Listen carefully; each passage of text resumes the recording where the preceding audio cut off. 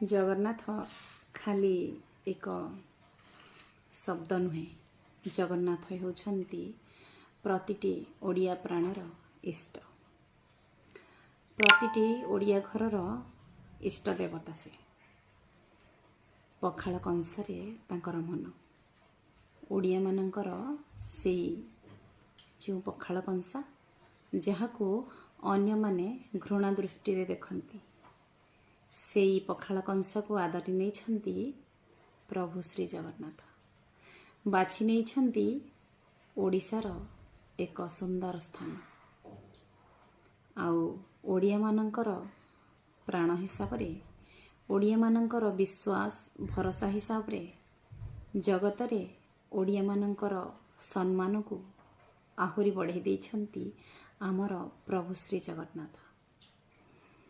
सबुबेले प्रेरणार उत्स साजी दर्शाई देछंती जे भाई भौणी सहित केमिति अतुट संपर्क रही थाए एवं प्रतिटी मानव समाज को शिक्षा दे चलती केमिति निजर समस्त अहंकार को निजर समस्त बाछ विचार दूर रे रखी छुआ अछुआ भेदभाव को दूर रे रखी समस्ते एक धनी गरीब मध्यवित्त एठी समस्ते समान। एठी नाही अन्य कोनोसी मंदिर भली वीआईपी टिकेट। एठी समस्ते धाड़ी दर्शन करथांती।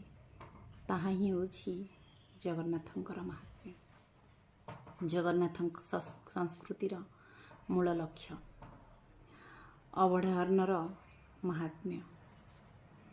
प्रतिटी जिनस प्रतिटी अणुरे जगन्नाथ विद्यमान।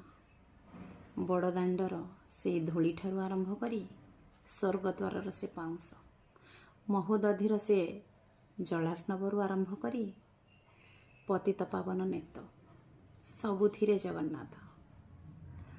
हेले एई मनीष आज भी अहंकार रे बड़ी रही सृष्टि करुछि नुआ नुआ भेलिकी जहाँकि जगन्नाथंकर विरोधाभास सूचना होछि। बहुत लोक बहुत कथा कहती हेले मध्य एते जगन्नाथ प्रेमी एते जगन्नाथ विश्वासी आम एई पृथ्वी पृष्ठ रे अछंती। हुए तो अन्य कौनसी ठारे एई भली जात देखिबा आम पई दुर्लभ। मर्त्य स्वर्गर अनुभव केवल जगन्नाथंकर धाम रे ही थाए। सेइथि पई तो कथारे अछि सकल तीर्थ तो चरणे बद्री।